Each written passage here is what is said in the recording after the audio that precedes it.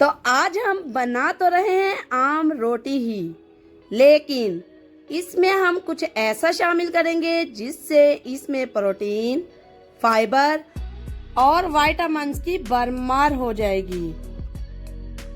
ये रोटी जिम जाने वाले हजरात के लिए भी बहुत अच्छी है।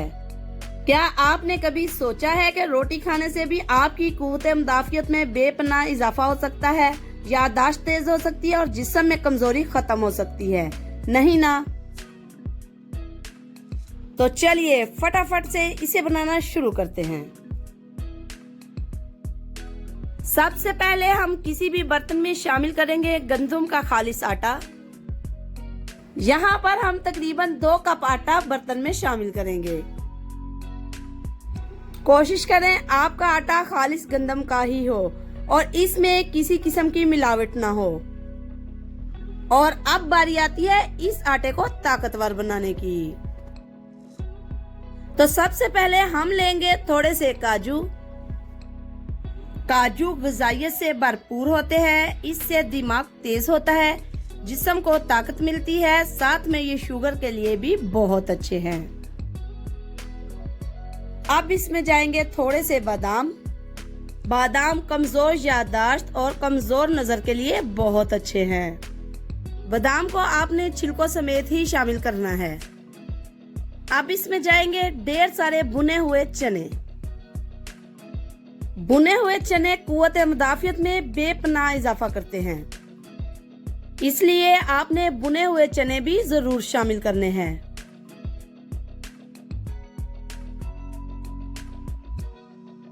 और अब हम इसे अच्छे से ग्राइंड करके इसका पाउडर बनाएंगे।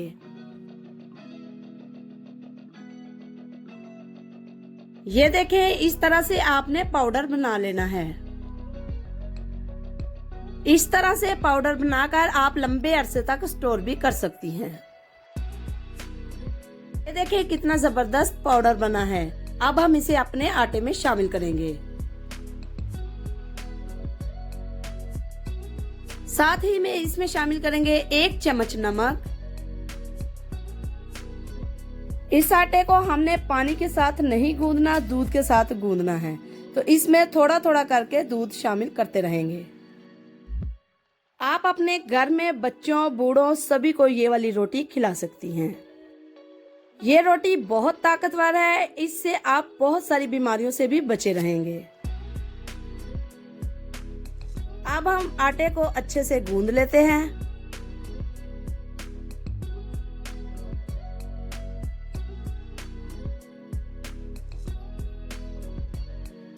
थोड़ा सा गूंदने के बाद इसमें शामिल करेंगे 1 चम्मच जैतून का तेल।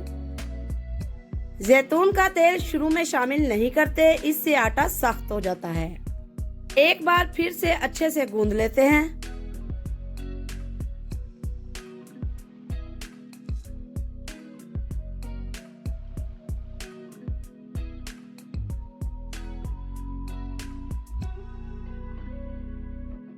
जितना आप अच्छे से आटा गूंदेंगे उतनी ही आपकी रोटी अच्छी बनेगी।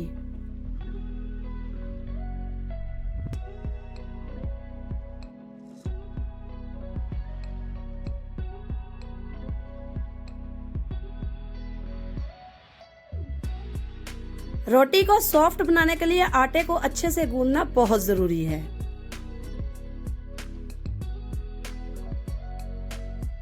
आटा हमारा अच्छे से तैयार हो चुका है। अब इसको आधे घंटे के लिए रेस्ट देंगे।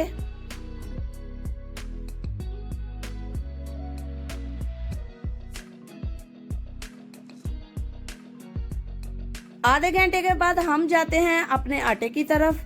ये देखें आटा कितना सॉफ्ट है।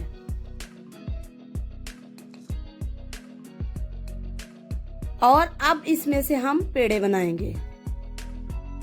इसके लिए थोड़ा सा आटा लेंगे और हाथों की मदद से इस तरह से शेप देंगे। ये देखें बहुत आसान है। कोशिश करें तमाम पेड़ों का साइज बराबर हो। ये देखें कितनी आसानी से पेड़े बन रहे हैं, बहुत आसान है।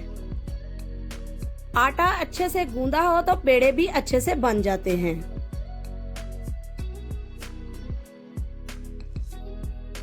फ्लोर पे थोड़ा सा खुश्क आटा डालेंगे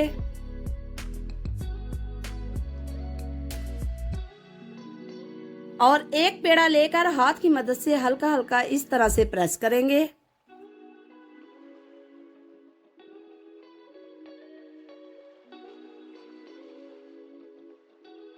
और अब हम इसे बेल लेंगे।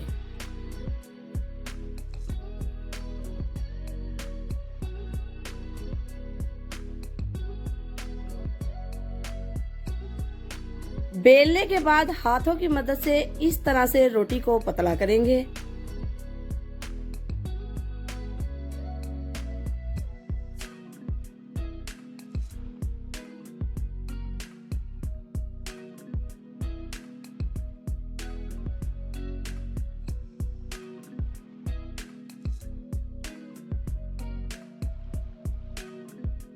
तवे को हल्का सा गर्म करने के बाद इसके ऊपर इस तरह से रोटी को डाल देंगे।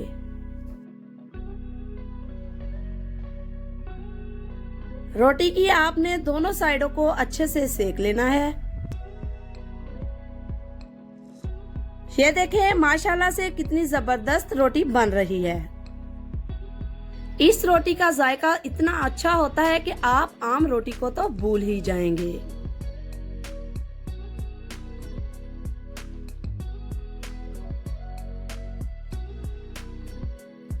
ये देखें पाउडर डालने के बावजूद भी रोटी कितनी पतली बनी है। माशाल्लाह माशाल्लाह, ये देखें हमारी रोटी पककर तैयार हो चुकी है। आप चाहें तो इस तरह से रोटी को गैस के ऊपर भी सेक सकती हैं। फाइनल स्टेप में हम रोटी पे लगाएंगे देसी घी। जो लोग सेहत का ख्याल रखते हैं वो रोटी पर देसी घी ना लगाएं। देसी घी लगाने से रोटी और भी ज्यादा सॉफ्ट हो जाएगी।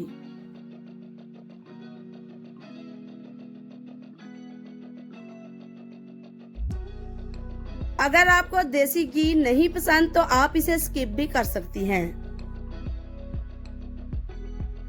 माशाल्लाह माशाल्लाह, ये देखें कितनी जबरदस्त और सॉफ्ट रोटी बनकर तैयार हुई है।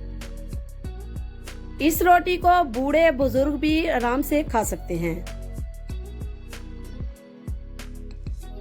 अगर आज की रेसिपी आपको पसंद आई है तो सब्सक्राइब कीजिए, लाइक कीजिए, शेयर कीजिए। अल्लाह हाफिज।